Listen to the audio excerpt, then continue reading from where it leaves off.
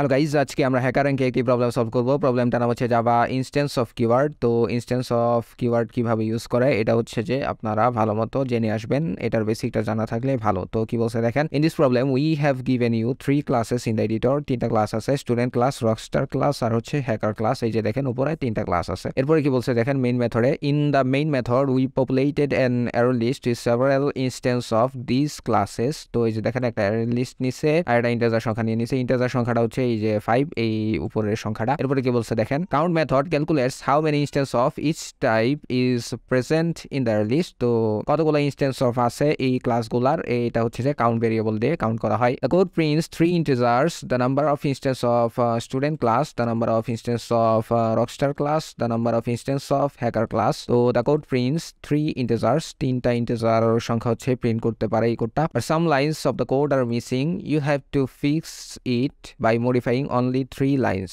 Don't add, delete or modify any extra line. তো আপনাদেরকে just 3টা লাইন এখান থেকে মডিফাই করতে হবে। 3টা লাইন কমপ্লিট করা নাই, ওই 3টা লাইন আপনাদেরকে কমপ্লিট করতে হবে। তো এখানে দেখেন এই যে ইন্টিজার সংখ্যাটা ইনপুট হিসেবে নিছিল, এরপরে লুপ চালাই দিছে। লুপ চালাইতে চালাইতে কিছু ইনস্ট্যান্স অফ হচ্ছে আপনার ইনপুট হিসেবে নিছে, এগুলো হচ্ছে যে ক্লাসের মধ্যে অ্যাড করে দিছে। এই যে mylist.add এগুলো দেখেন অ্যাড করে দিছে আর নিচে কাউন্টের মানটা প্রিন্ট করে দিছে। তো এখানে দেখেন এই যে স্টুডেন্ট আছে হচ্ছে 3 বার, তো স্যাম্পল আউটপুটে 3 আছে। আর রকস্টার ক্লাস আর হ্যাকার ক্লাস আছে একবার করে, তাহলে রকস্টার ক্লাসটা আছে একবার, তো 1 প্রিন্ট করছে। আর হ্যাকার ক্লাসটা আছে একবার, তো আরেকটা 1 প্রিন্ট করছে। যেহেতু স্টুডেন্ট ক্লাস 3 বার, এই জন্য হচ্ছে যে 3 প্রিন্ট করছে। তো এটা হচ্ছে যে কাউন্টার যে ভেরিয়েবল আছে, কাউন্ট নামে ভেরিয়েবল, এটার মধ্যে থাকে। তো এটা ইউজ করছে আর কি। তো আমরা এই কাউন্টের ভিতরে চলে আসি, দেখি কি করছে। ইন্টিজার a = 0, b = 0, c = 0, এটা হচ্ছে ইনিশিয়াল একটা ভ্যালু ধরে নিছে। আপনার মনে করেন স্টুডেন্ট = 0, এ মানে হচ্ছে স্টুডেন্ট আমরা ধরে নেই, তাহলে স্টুডেন্ট = 0, রকস্টার = 0, হ্যাকার = 0, সবগুলো মানে হচ্ছে 0। এরপর আমরা চেক করব যেই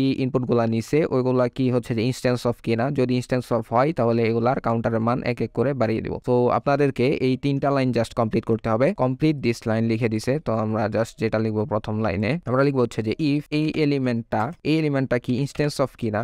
এই এলিমেন্টটা যদি ইনস্ট্যান্স অফ স্টুডেন্ট ক্লাসের ইনস্ট্যান্স অফ হয়, প্রথম এলিমেন্টটা যদি স্টুডেন্টের ইনস্ট্যান্স অফ হয় তাহলে স্টুডেন্টের মান 1 করে বাড়িয়ে দেব। এরপরে সেকেন্ড লাইনে আমরা আসবো, এটা লিখবো হচ্ছে যে এই এলিমেন্টটা যদি ইনস্ট্যান্স অফ হয় কিসের, রকস্টার ক্লাসের, তো এটা যদি রকস্টারের ইনস্ট্যান্স অফ হয় তাহলে রকস্টারের মান 1 করে বাড়িয়ে দেব। আর 3 নাম্বার লাইনে এই এলিমেন্টটা যদি ইনস্ট্যান্স অফ হয় হ্যাকার ক্লাসের, এই যে hacker element instance of hacker, যদি এটা হ্যাকার ক্লাসের ইনস্ট্যান্স অফ হয় তাহলে হ্যাকারের মান মানে সি এর মান 1 বাড়িয়ে দেবো। সি মানে আমরা ধরে নিয়েছিলাম হচ্ছে যে হ্যাকার মনে করি, তাহলে হচ্ছে যে কাউন্টারের মানটা 1 বাড়িয়ে দেবো। সো এটা হচ্ছে যে কাউন্ট করবে, কাউন্ট করার শেষে হচ্ছে যে কাউন্টারের মানটা লাস্টে প্রিন্ট করে দিছে। তো যেহেতু স্টুডেন্ট 3 বার আছে, এখানে 3 প্রিন্ট করছে, যেহেতু হ্যাকার আর রকস্টার একবার করে আছে তাই 1 প্রিন্ট করছে। তো এবার হচ্ছে যে আমরা কোডটা রান দেই।